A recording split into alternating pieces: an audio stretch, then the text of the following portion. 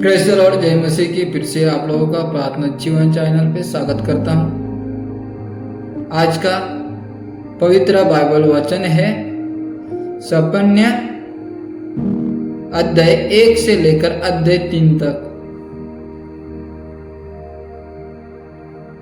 पहली बात, यहोवा का आने वाला न्याय। वचन 1 से 6 तक।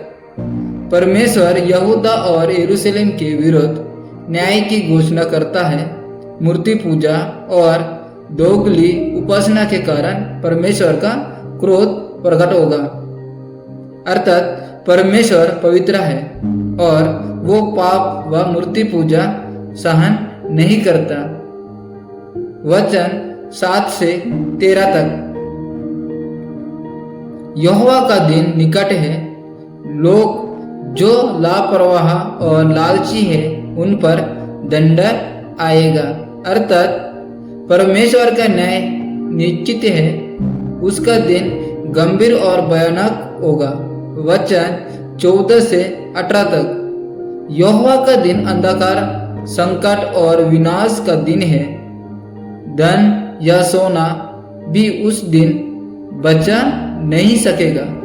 अर्थात इंसान अपने सामर्थ्य या संपत्ति से नहीं, केवल परमेश्वर की दया से ही बच सकता है।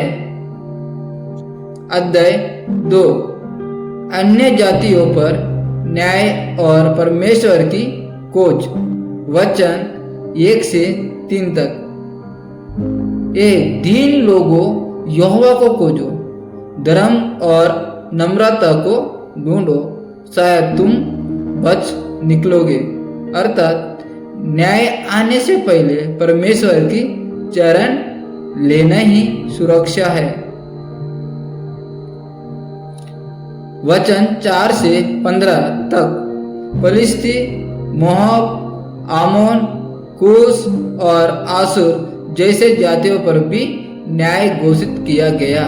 अर्थात परमेश्वर केवल इस्राएल ही नहीं, सब जातियों पर प्रभु है। सबको उसके सामने उत्तर देना है।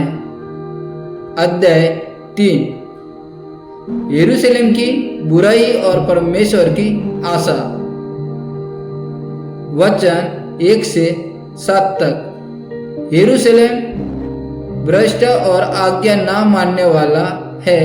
उसके शासक, नबी और याजक सब भ्रष्ट हो गए हैं। अर्थात जब नेता और धार्मिक अगुवे भ्रष्ट हो जाते हैं तो पूरा समाज बिगड़ जाता है।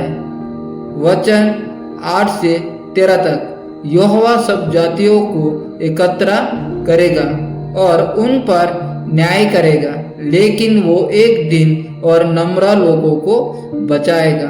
अर्थात परमेश्वर न्यायी है, परंतु वो नम्र लोगों और भरोसा करने वालों को बचाता है। वचन 14 से 20 तक। अंत में परमेश्वर अपनी प्रजा को पुनः स्थापित करेगा।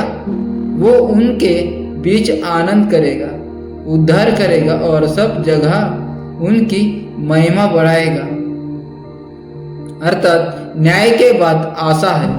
परमेश्वर अपने चुने हुओं को छुड़ाएगा और उन्हें आनंदित करेगा।